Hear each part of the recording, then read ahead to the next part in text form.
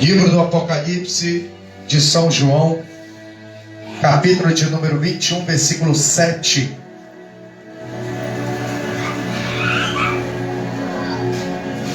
Apocalipse de São João, capítulo de número 21, versículo de número 7. Estaremos falando nessa noite, culto de avivamento. Estaremos falando nessa noite sobre, aleluia, a categoria dos que herdarão todas as coisas. Nós vamos falar um pouquinho sobre aqueles que Deus escolhe e que correspondem às exigências para herdar tudo que Deus prometeu. Amém, amados? Apocalipse de São João, capítulo de número 21, versículo de número 7, diz assim: quem vencer herdará todas as coisas, e eu serei o seu Deus, e ele será meu filho. Versículo 8, para completar e dar sentido ao versículo de número 7, e nos dá o contexto da mensagem, diz: mas quanto aos tímidos, e aos incrédulos, e aos abomináveis, e aos homicidas, e aos fornicadores, e aos feiticeiros, e aos idólatras, e a todos os mentirosos, a sua parte será no lago que arde com fogo e enxofre, o que é a segunda morte. Amém? Você pode tomar seu assento louvando o nome do Senhor.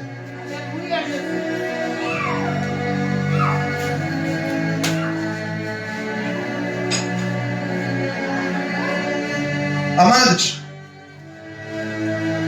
quando Jesus administra o famoso e conhecido Sermão do Monte, ou Sermão da Montanha, ou o Sermão das Bem-aventuranças, como popularmente é conhecido, Jesus, quando ele está finalizando os seus ensinos, ele no capítulo de número 7, a partir do versículo de número 24, ele começa a fazer uma distinção. Porque para entrar no reino de Deus, irmão, e para herdar tudo que Deus prometeu na sua palavra, tem que haver uma distinção. Não é qualquer pessoa que vai pisar no solo sagrado da santa cidade. Não é qualquer pessoa que vai ter acesso à porta de entrada ou às portas de entrada de Jerusalém. Não é qualquer pessoa que vai, aleluia, ter direito à vida eterna. E Jesus, ele deixa bem claro lá no Evangelho segundo Mateus, quando ele fala no versículo 24 do capítulo 7, ele declara dizendo: nem todo que me diz Senhor, Senhor, entrará no reino dos céus. Ou seja, Jesus, ele impõe uma restrição para provar, aleluia, que o Evangelho, ele não é uma doutrina inclusiva. O Evangelho é uma mensagem de salvação que vem com o propósito de libertar o homem da vida pregressa e garantir uma nova vida na presença de Deus. Dá uma segunda chance para que o homem seja redimido e escape da ira futura que em breve se manifestará sobre a terra. Então Jesus, ele delimita o acesso à vida eterna e ao reino de Deus, dizendo: nem todo aquele que me diz Senhor, Senhor, entrará no reino dos céus, mas somente aquele que faz a vontade de meu Pai que está nos céus. Então nós vemos, aleluia, que João, alguns anos depois da ministração desse sermão, ele confirma isso, escrevendo as palavras e confirmando-as, registrando-as, aleluia, para expô-las às igrejas da Ásia, a quem estava endereçada essa mensagem, que estava sendo dita justamente pelo próprio Cristo, o mesmo que lá atrás falou no Sermão do Monte, que não era todo aquele que chamava Deus de Senhor é que entraria no reino, mas apenas aquele que se colocasse, aleluia, debaixo do jugo de Cristo, aquele que obedecesse a sua palavra. Cristo, quando chega no capítulo 21 de Apocalipse, ele manda João escrever e dar uma visão, e declara dizendo: quem vencer dará todas as coisas. Que todas as coisas são essas? Tudo que Deus preparou para o bem-estar daquele que confia no seu nome. Paz absoluta, saúde plena, alegria e satisfação eterna, felicidade, aleluia, total na presença de Deus. E ele declara dizendo: e eu serei o seu Deus e ele será o meu filho. E aqui eu quero me basear para nós falarmos um pouco acerca da categoria daqueles que hão de herdar todas as coisas. Qual é a primeira categoria ou o primeiro critério que me habilita diante de Deus a herdar aquilo que Ele me prometeu? No próprio versículo de número 7, Jesus ele já dá o primeiro critério para me habilitar de forma que eu herde aquilo que Deus promete na sua palavra, que é a entrada no reino, o acesso direto à árvore da vida, a entrar na cidade com honrarias pela porta e habitar com Deus para sempre, de forma que tudo que um dia me afligiu, tudo que um dia me feriu, tudo que um dia me fez sofrer, não exerça mais influência sobre a minha vida. Qual é o primeiro critério que me habilita a herdar as promessas de Deus? Primeiro critério, versículo de número 7. Quem vencer herdará todas as coisas, e eu serei o seu Deus, e ele será o meu filho. Primeiro critério para entrar na cidade santa e herdar as promessas da parte de Deus dadas ao que vencer: se tornar filho de Deus.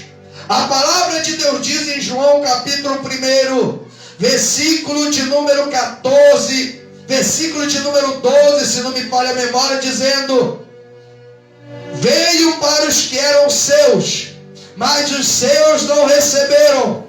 Mas a todos quantos receberam, deu-lhes o poder de serem feitos filhos de Deus, ao que creem no seu nome, aos quais não nasceram nem da vontade da carne, nem da vontade do varão, aos quais não nasceram, aleluia, da vontade da carne, nem do sangue, nem da vontade do varão, mas da vontade de Deus. E Paulo declara aos Efésios no capítulo 2, versículo 8, dizendo: porque pela graça sois salvos, mediante a fé, e isso não vem de vós, é dom de Deus. O próprio Cristo no capítulo 3 de João, no versículo 16, ensinando um doutor da lei chamado Nicodemos, aleluia, Jesus explica que Deus não enviou seu Filho para que condenasse o mundo, no versículo 15, mas que pelo que o mundo, para que o mundo, quem é o mundo, quem se refere? As criaturas, as pessoas criadas para a glória de Deus, que eram imagem e semelhança de Deus, embora tenha sido essa imagem, aleluia, embotada e torcida pelo pecado, mas ali a Escritura diz que o pecado não diminuiu o amor de Deus pela sua criação, e diz: Deus não enviou seu Filho para que condenasse o mundo, mas para que o mundo fosse salvo por ele, porque Deus amou o mundo de tal maneira que deu seu Filho unigênito, para que todo aquele que nele crê não pereça, mas tenha a vida eterna. Como eu alcanço vida eterna? Crendo em Cristo. E ao crer em Cristo, eu me torno filho de Deus. E como filho, tenho direito à herança. A herança. O escritor aos Hebreus diz que Deus castiga a quem ama e corrige a quem tem por filho. Capítulo 13 de Hebreus vai falar sobre isso. Mas se você não se submete à disciplina, você então não é filho, você é bastardo. Deus, ele não tem parte com bastardo. Deus, ele tem parte com filho, porque filho que é filho tem legitimidade. Bastardo não tem legitimidade. E a nossa legitimidade vem do conserto que Cristo consumou no Calvário, quando através do derramamento do seu sangue, ele perdoa todas as nossas dívidas que tínhamos junto ao Pai. Quer dar todas as coisas? Torne-se filho de Deus. Ah, mas eu sou filho de Deus, já nasci filho de Deus. Não, ninguém nasce filho de Deus. Você nasce criatura.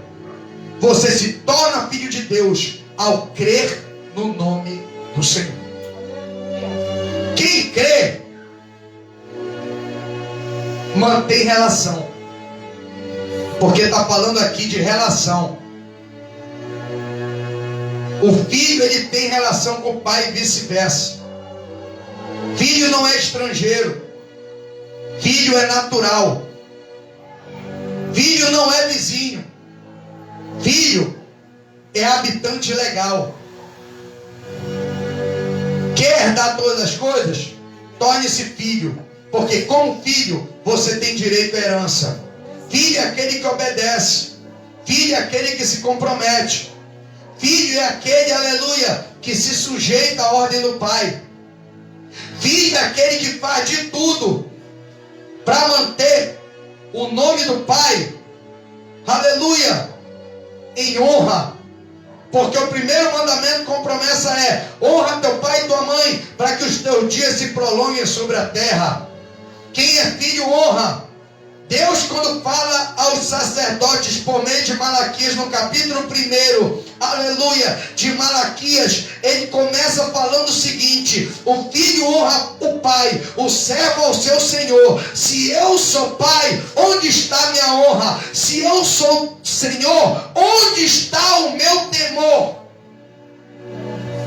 Quem não teme a Deus não pode se considerar filho de Deus, porque Jesus, como filho, obedeceu até a morte, e morte de cruz, alcançando assim o nome que é sobre todo nome, ao ressuscitar ao terceiro dia, e depois de lhe foi concedido todo o poder no céu e na terra. Ele conquistou pela obediência. Quer herdar todas as coisas? Obedeça. Quer herdar todas as coisas? Se sujeite. Quer herdar todas as coisas? Entenda que você é filho. E quem é filho permanece com o Pai. Não se desvia da presença do Pai. Primeiro critério para herdar as promessas de Deus: torne-se filho. Fecha com Deus. Deixa Ele governar a tua vida. Deixa Ele conduzir os teus passos. Deixa Ele te orientar nas tuas decisões. Deixa Ele te mostrar o melhor caminho por meio do qual você deve andar.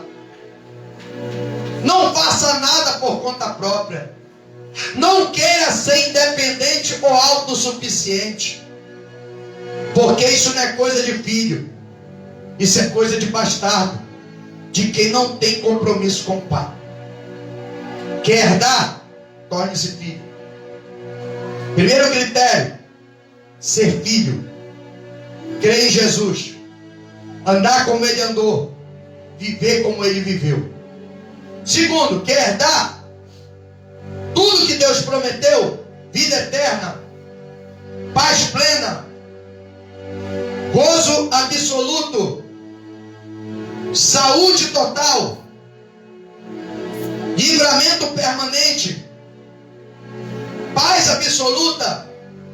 Versículo de número 8. Mas quanto aos tímidos, quem eram os tímidos considerados aqui por Jesus?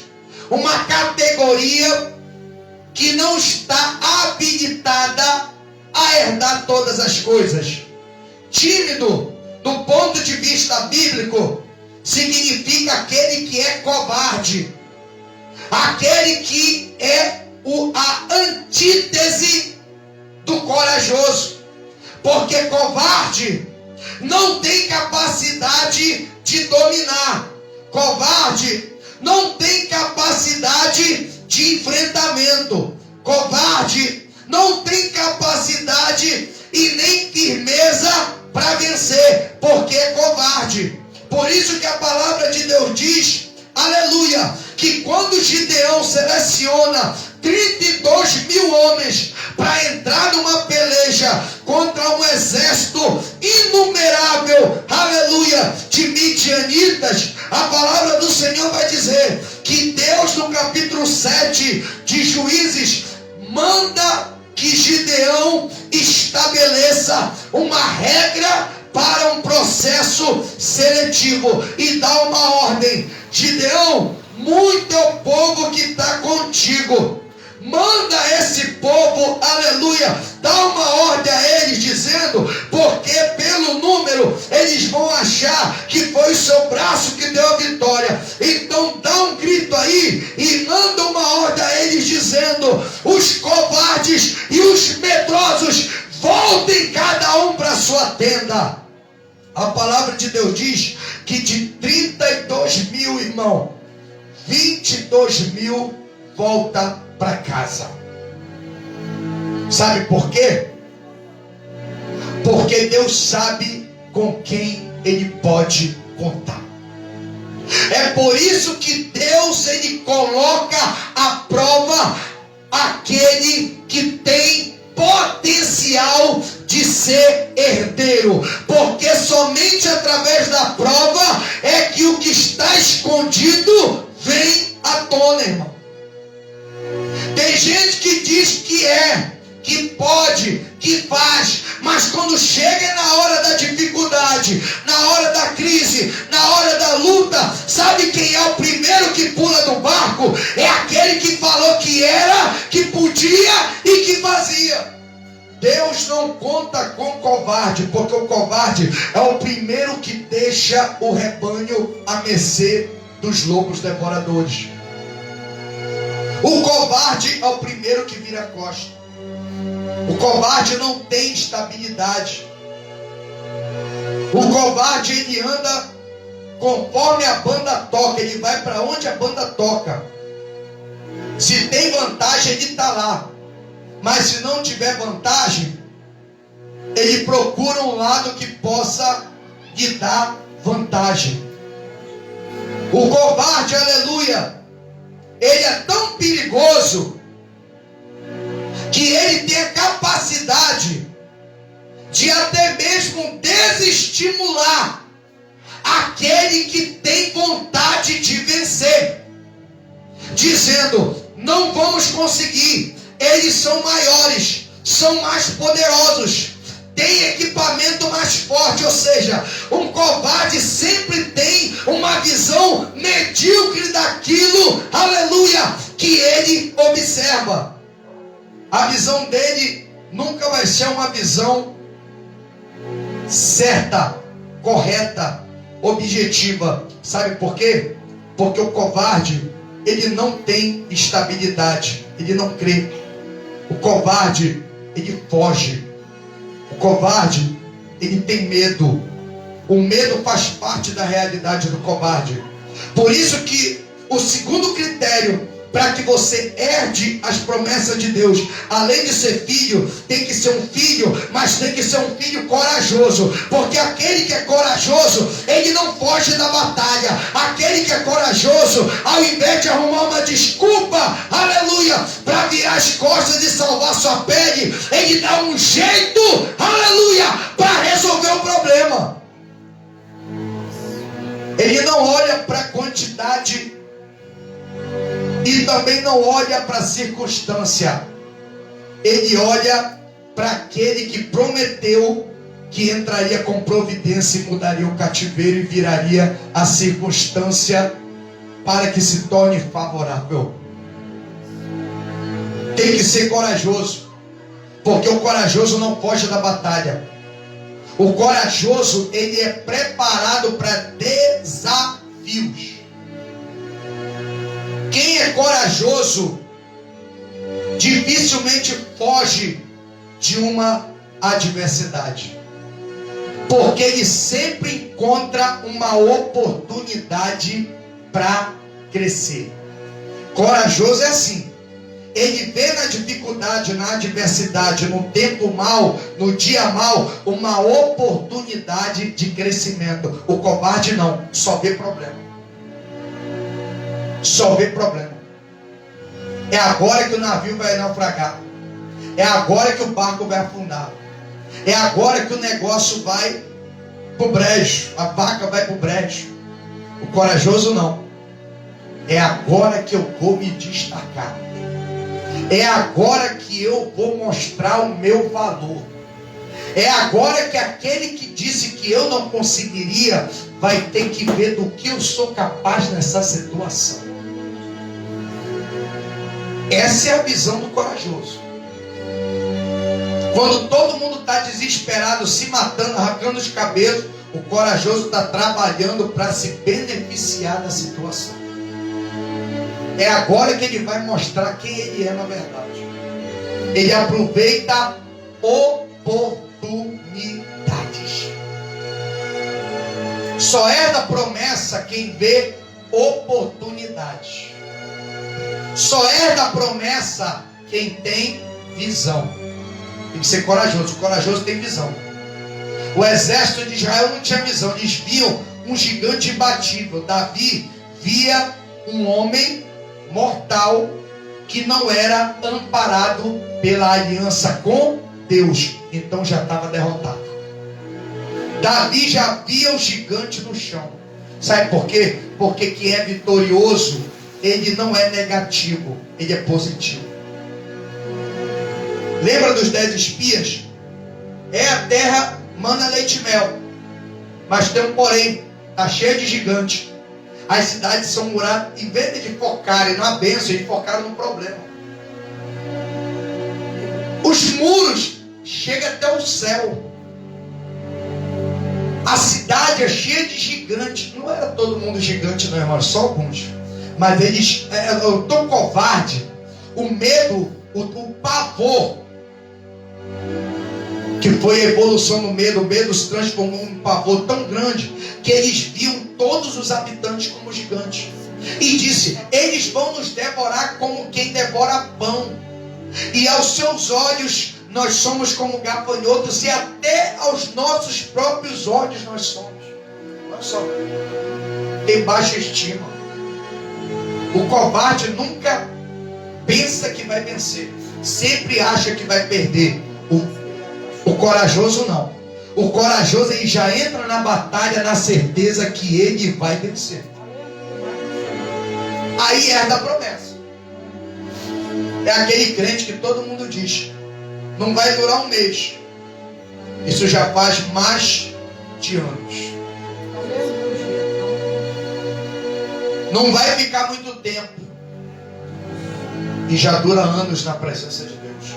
Porque teve que coragem para não ceder às provocações. Quem é covarde na primeira dificuldade fica: é verdade, eu não vou vencer, então eu vou me entregar. Aí volta para trás. Você vê que nenhum deles insistiu.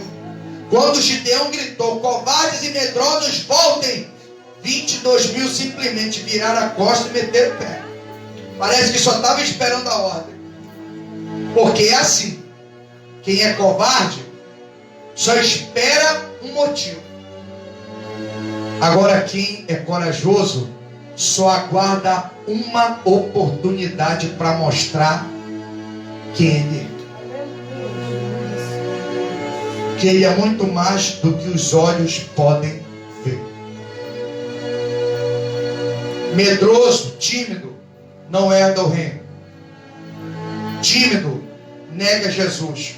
Corajoso, confessa Jesus. Aquele que me negar diante dos homens, eu o negarei diante do Pai e dos anjos dos céus. Mas aquele que me confessar perante os homens, eu o confessarei perante o Pai e perante os anjos que estão no céu. O covarde, ele nega. O corajoso, ele confessa. O corajoso sabe que vai ter consequência, mas ele entende que é necessário, porque para que ele possa alcançar a glória, tem um preço. É o preço que o covarde não quer pagar. O covarde quer a glória, mas não quer o sacrifício. Quem é corajoso sacrifica. Quem é covarde não sacrifica. Ele se poupa. E a Escritura diz: louvado seja o nome do Senhor. Quem quiser salvar sua vida, não foi que Jesus disse lá em Mateus 16, 25: aquele que quiser salvar sua vida, perdê-la é o covarde. Mas aquele que perdê-la por amor de mim, a salvará.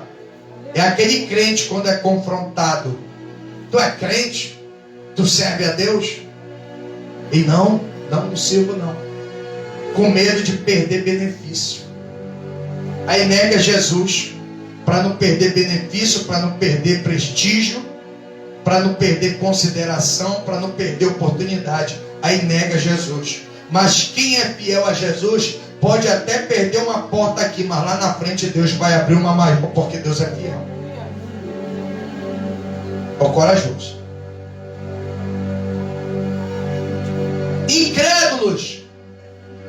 Quem são os incrédulos? É só aquele que não crê? Incrédulo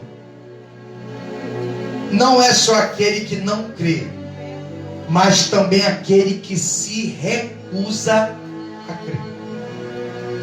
Uma coisa é não crer, outra coisa é se recusar a crer. É de duas coisas diferentes. Tem gente que não acredita, mas tem gente que não aceita. Até crê, mas não quer aceitar. Lembra dos fariseus? Eles sabiam que Jesus era o Messias, mas por que não confessavam Jesus? Porque perderia posição e privilégio junto ao governo romano. Incrédulo é aquele que nega. Incrédulo é aquele que se recusa a aceitar a verdade. Ele sabe que é verdade, mas ele não aceita, ele quer viver a mentira, é um incrédulo.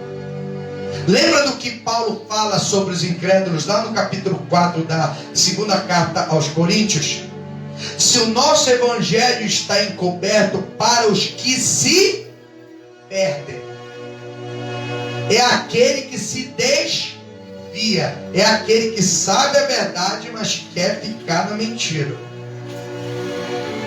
Porque ele está cansado de ser perseguido, de ser rejeitado, ele quer ser aceito, ele quer ser aclamado.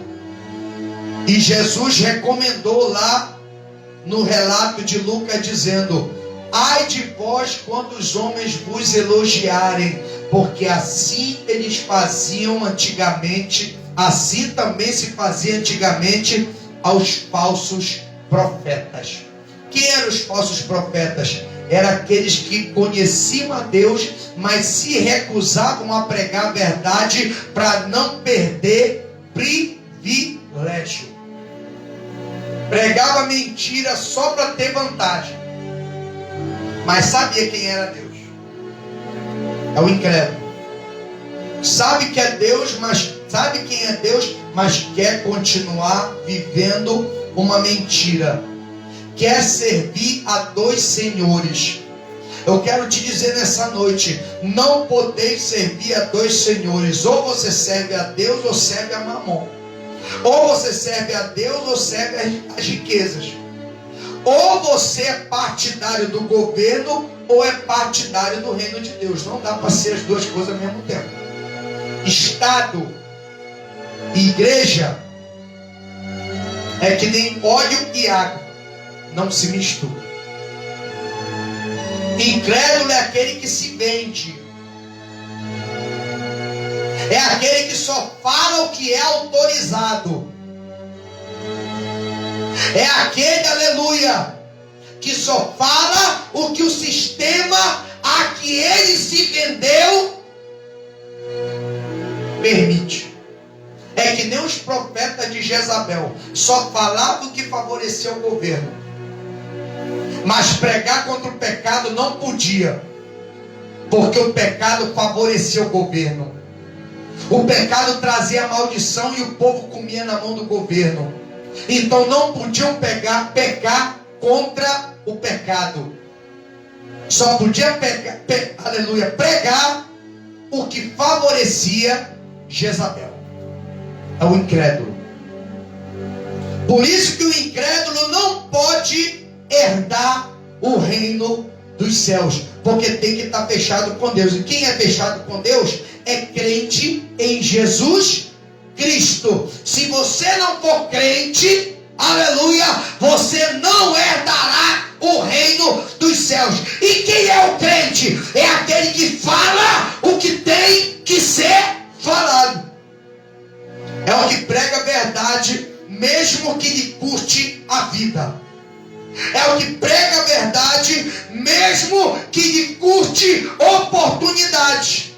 É o que prega a verdade, mesmo que isso venha resultar, aleluia, numa inimizade.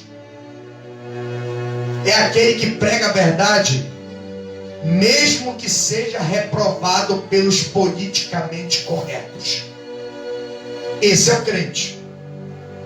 É aquele que, quando tem que confrontar o pecado, ele não quer saber se vão fazer bico ou cara feia.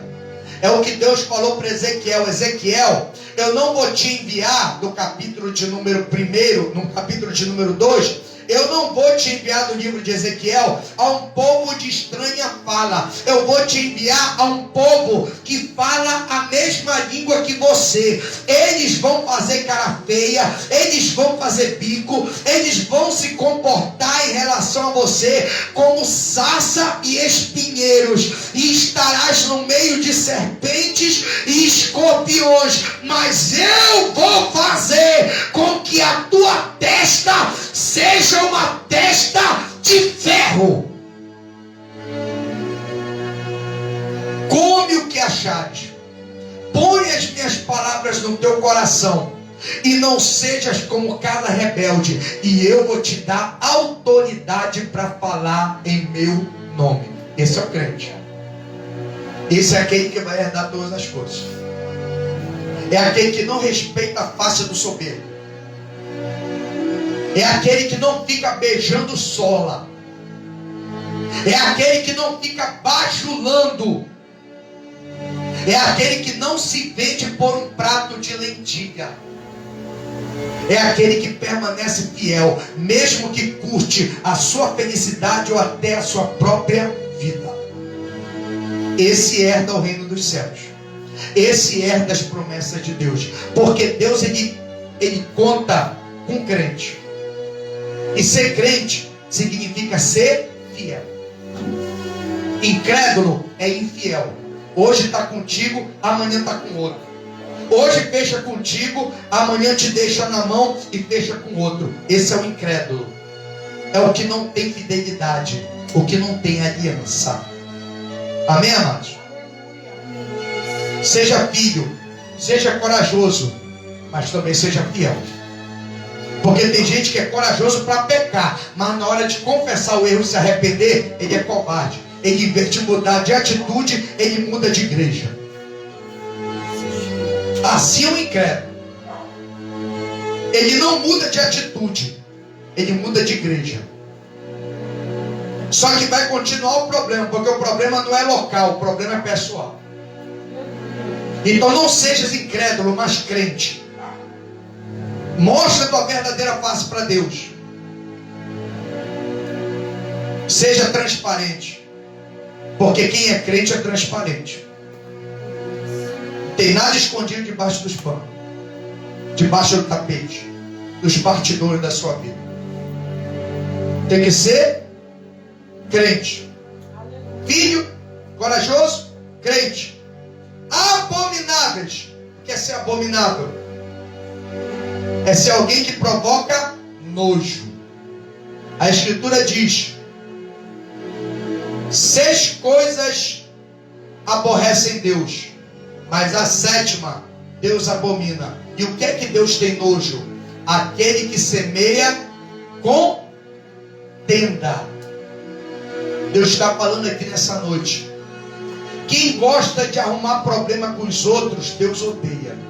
Não vai herdar o reino de Deus. Porque o reino de Deus é um reino de harmonia. E não um reino de divisão.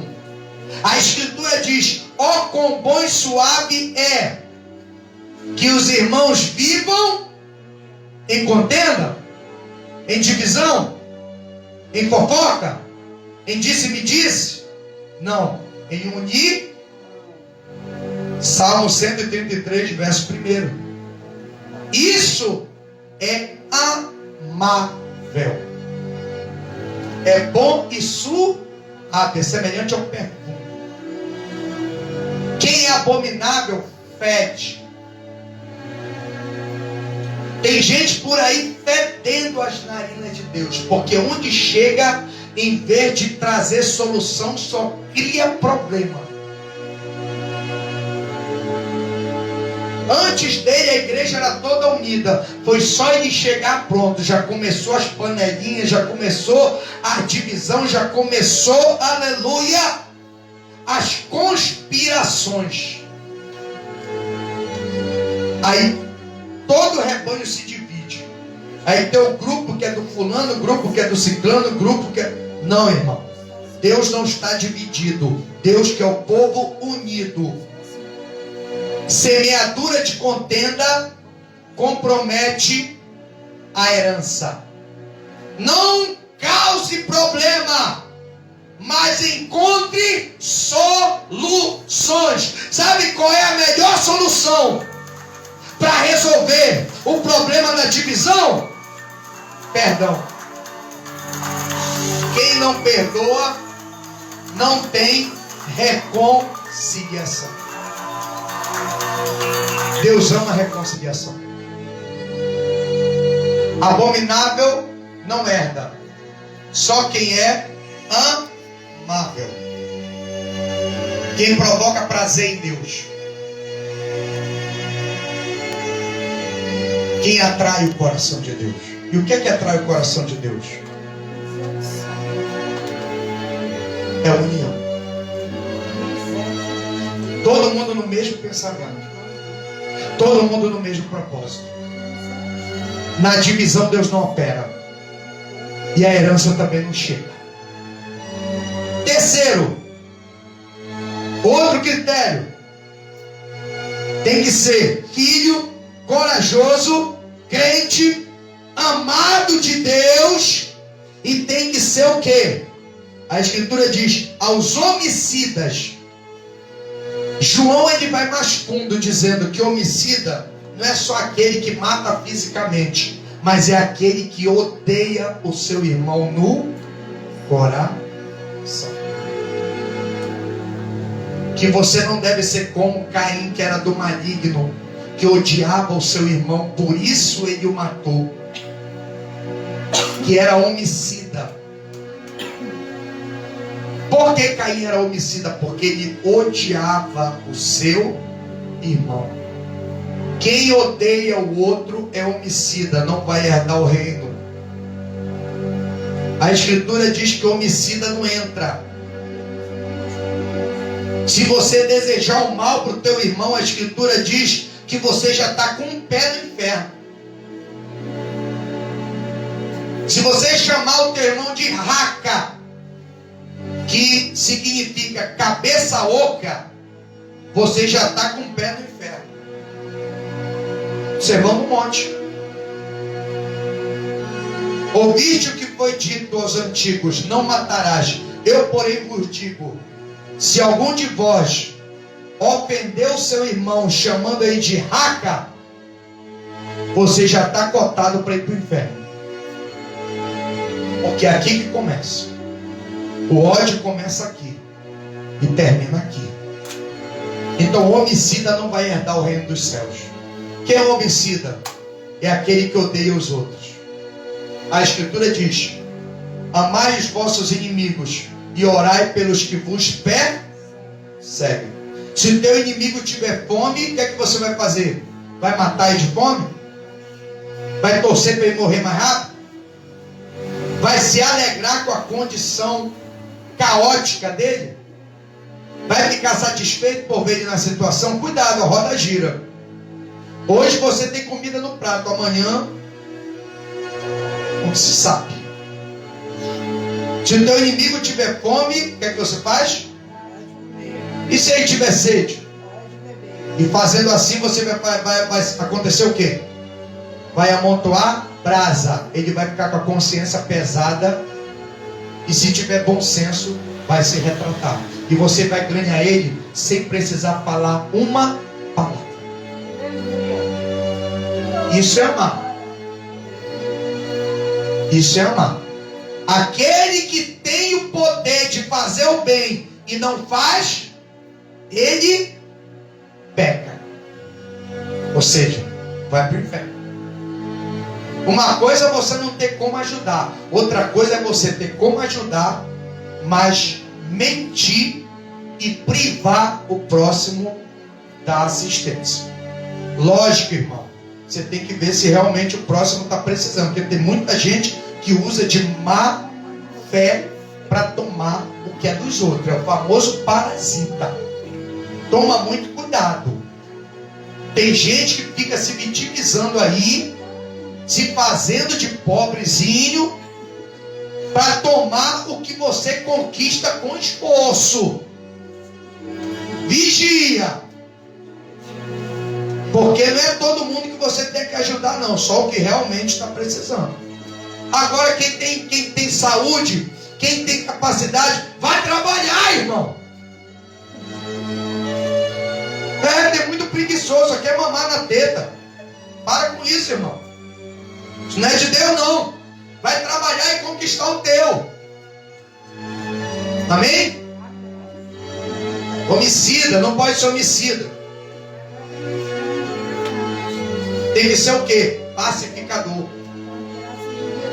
Quem é o pacificador? É aquele que promove a paz, que traz a paz. Como é que a paz é conquistada?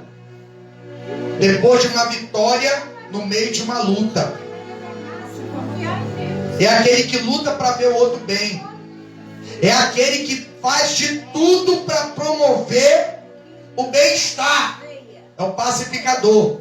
Pacificador herda. Homicida não herda. Homicida só está para matar. O pacificador não. Ele vem para dar vida e dá-la com abundância. Tem que ser pacificador. Promova a paz, irmão. Pare de fazer guerra com os outros. Porque a guerra não opera a salvação. O que opera é a paz. Lute sim para manter a paz. E não para promover a guerra. Não para fazer guerra sem necessidade com os outros. Não para dividir. Mas para multiplicar. Amém? Fornicadores. Quem são os fornicadores? Fornicador, no sentido mais amplo, conforme a palavra revela, são aqueles que praticam imoralidade sexual no âmbito do adultério, da prostituição e da homossexualidade.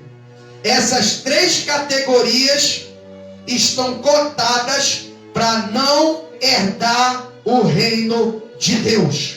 Nenhum fornicário, impuro, mentiroso, adúltero, efeminado ou coisas desse tipo herdará o reino de Deus. Paulo fala aos Coríntios. Então, irmão, o fornicador também não entra. É aquele que é infiel no seu conserto com o seu próximo. É aquele que firma um compromisso, mas mantém relação com outra pessoa no secreto. Ou pratica coisas abomináveis aos olhos de Deus, como determinada conduta sexual que hoje em dia é politicamente correta. E quem é contrário é considerado preconceituoso e homofóbico. Não herda o reino de Deus. E os feiticeiros?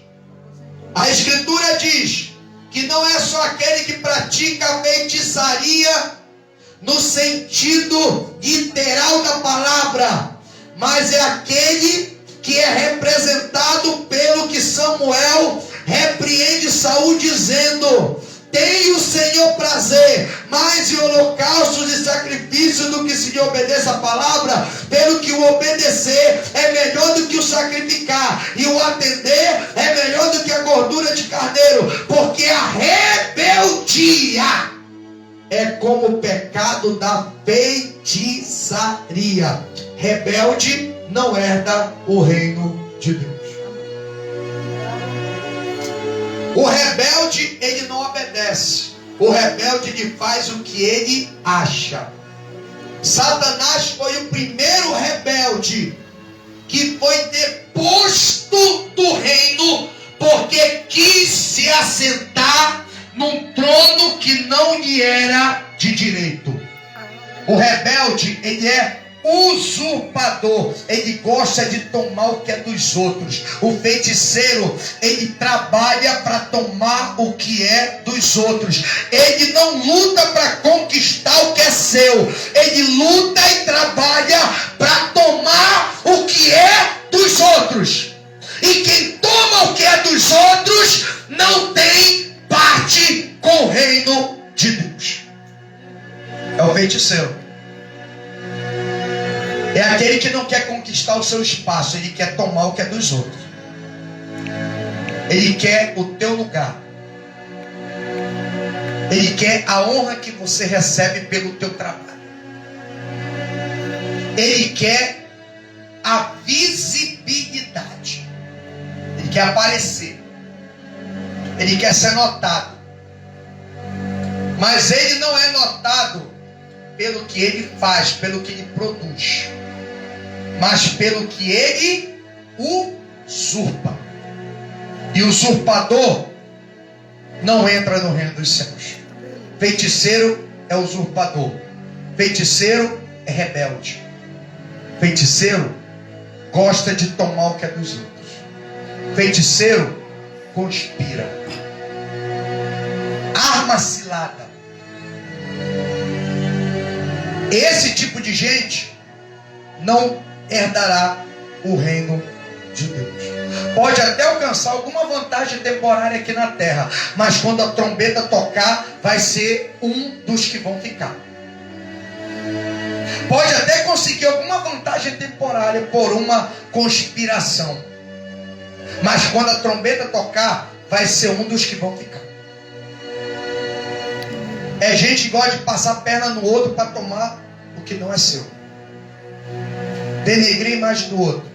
Tocar na integridade moral dos outros. Não herdará o reino dos céus. É feiticeiro. E por fim, os idólatras. Quem são os idólatras? É aqueles que adoram somente imagem de escultura? Que dirigem orações e súplicas a elas?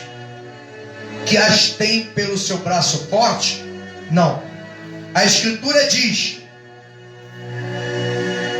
a feitiçaria, aleluia, a rebeldia é como o pecado da feitiçaria, e o porfiar é como a idolatria.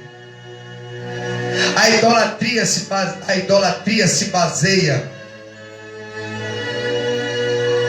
no propósito daquele objeto ganhar total apreço e atenção. Quem se comporta desse jeito é idólatra. É aquele homem ou aquela mulher que é capaz de fazer de tudo para ter evidência, para aparecer, para ser percebido, para ser notado, para ser o centro das atenções.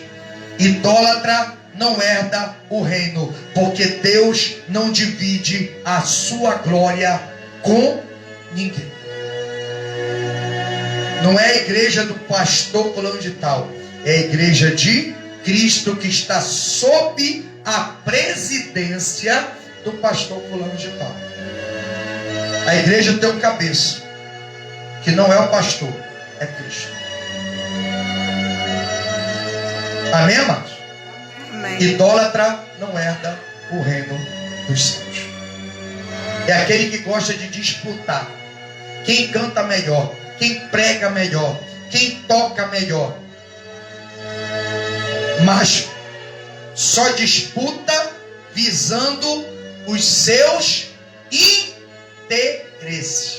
E vem Jesus lá em Lucas dizendo: porfiai por entrar pela porta estreita.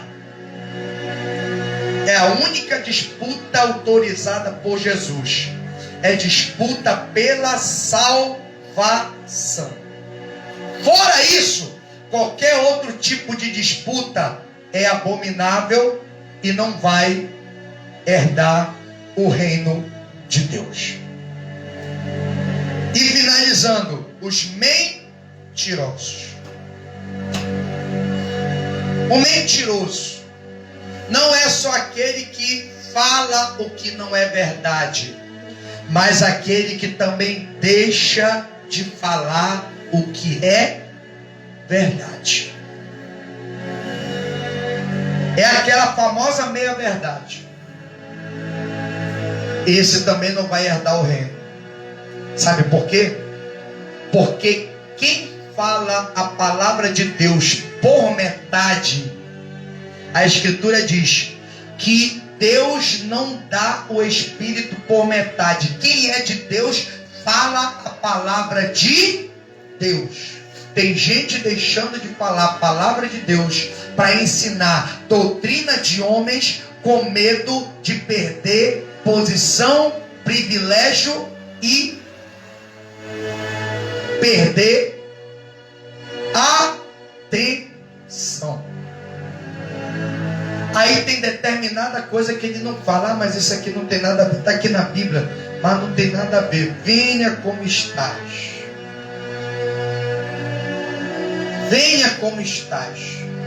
Tem nada a ver não. pode ficar desse jeito que Deus vai te abençoar. Ou seja, uma meia verdade.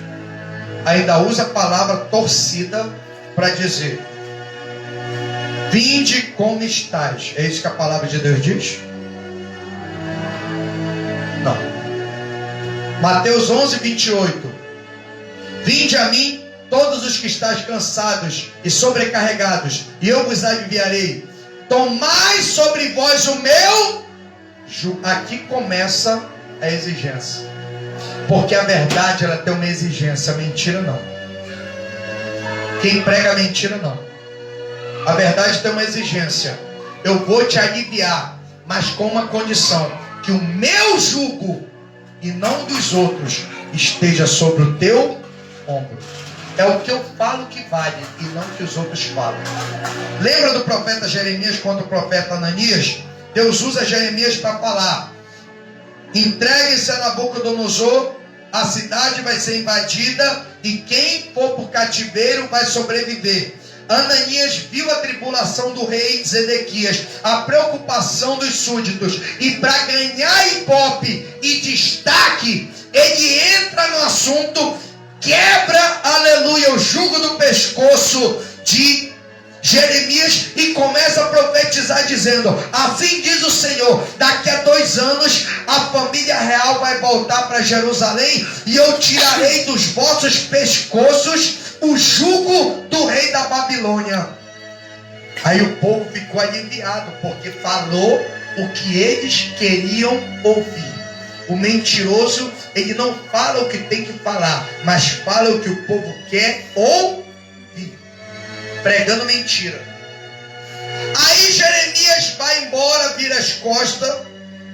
Quando ele está prestes a sair da sala do trono, Deus fala com Jeremias e diz: volta lá e fala a Zedequias tudo que eu te mandar falar, porque não fui eu quem enviei esse homem. E Jeremias volta e diz: Deus não te enviou, e tu falaste rebeldia contra Deus. Certamente Nabucodonosor vai entrar, vai arrasar a cidade, vai levar o povo em cativeiro, e aquele que ficar na cidade vai morrer a espada, a fome e a peste. E quanto a ti, Ananias, que falaste rebeldia contra Deus e profetizaste mentira, daqui a 1 ano tu morrerás. E a Escritura diz que passou-se 1 ano. Quando o cerco apertou e o exército de Nabucodonosor entrou, a Escritura diz que naquele mesmo ano, Ananias morreu na cidade de Jerusalém. Sabe por quê? Porque falou o que não tinha sido ordenado. Não fala o que os outros querem ouvir, mas fala o que tem que ser falado. Porque mentiroso não herda o reino dos céus. Amém, amados? Tem que ser verdadeiro. O verdadeiro fala o que tem que ser dito. Tem que pregar o que tem que ser pregado. Que o pecado continua sendo perigoso e continua privando o homem da vida eterna e do reino de Deus. Amém? Ponha-se de pé nessa noite.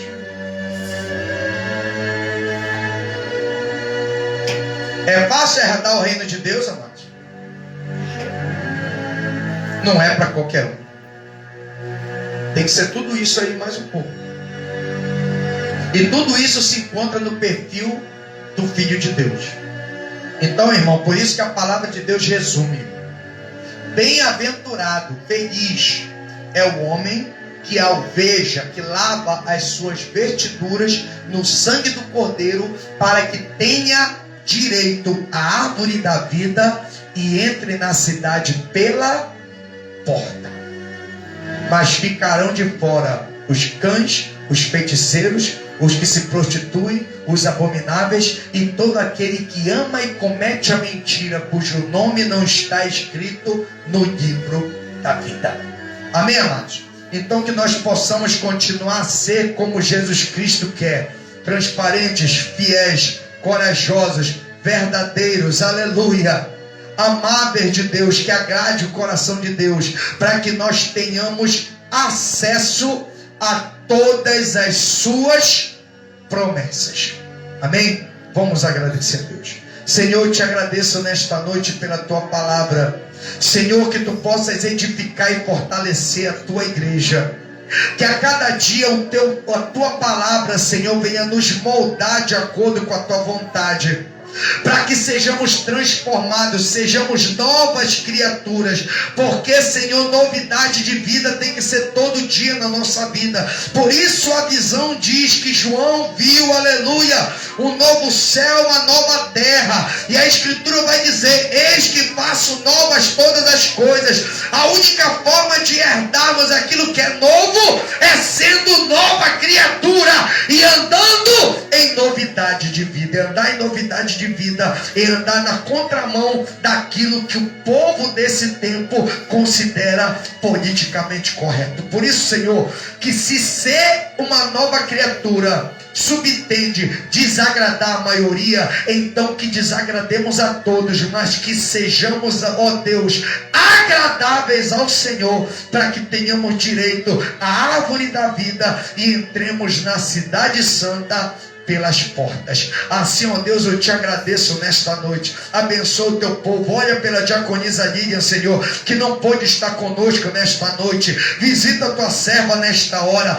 Guarda a tua filha e entra com providência nesta causa que ela está enfrentando, Senhor, com coragem, fé e ousadia. Ajuda a tua serva, Senhor da glória, entrando com providência e favorecendo-a, Senhor, em todas essas dificuldades, para que ela possa testemunhar da grande vitória que tu está preparando para a tua serva. Prepara sua estrutura psicológica, emocional, espiritual e física, Senhor, para que ela suporte essa fase, para quando chegar o tempo de cantar, ela tenha fôlego para testemunhar que verdadeiramente Deus é fiel e poderoso para cumprir as suas palavras. Abençoa o teu povo que está aqui presente. Olha pela vida da tia Ana, Senhor, que tu venhas guardá-la, protegê-la, cuidar da sua saúde, da sua estrutura física, que toda palavra de maldição direcionada a ela, feitiçaria, seta maligna, tudo de mal que tentam fazer contra ela, para fazê-la parar, desistir, desanimar, ficar depressiva dentro de casa, Senhor, nós repreendemos agora toda maldição, em nome de Jesus, ó Pai. Que a tua filha tenha ânimo para caminhar, Senhor, na certeza de que o tempo dela vai chegar na tua presença, que o dia dela vai chegar, Senhor, o tempo de cantar vai chegar na vida dela, e ela vai testemunhar das grandes vitórias que tu estás preparando para a vida dela. Por isso, Deus, abre a visão dela. Traz, ó Deus, discernimento do teu espírito, para que ela entenda a fase que ela está atravessando, para que ela possa com esperança ser mais do que vencedora para a glória do teu nome, e possa dar testemunho de vitória, para que o teu nome seja glorificado. Assim, ó Deus, eu te agradeço nesta noite de forma geral. Abençoa a tua igreja, abençoa essa obra e nos prepara para o dia 30, Senhor da glória, em que estaremos comemorando o primeiro aniversário desse ministério. Eu sei que estamos em poucos números, mas o Senhor nunca se preocupou com número, porque não é número, Senhor, e nem tamanho que faz a diferença, mas é a qualidade, porque quantidade, Senhor da glória, muitas das vezes atrapalha, mas a qualidade é que faz a diferença. Por isso, Deus, nos ajuda e nos abençoa, para que possamos, ó Deus da glória, ó Deus, realizar esse culto e ação de graças, e tudo corra conforme a tua vontade. Assim nós oramos, ó Deus, e te agradecemos em nome de Jesus. Amém e graças a Deus. Amém, amados? Levante suas mãos. Que a graça de nosso Senhor e Salvador Jesus Cristo, o grande amor de Deus e a comunhão do Espírito Santo seja com todos hoje e para sempre. A igreja de Deus diz: amém. Se Deus é por nós, quem será contra nós? Agindo Deus, o Senhor é o nosso pastor, e nada.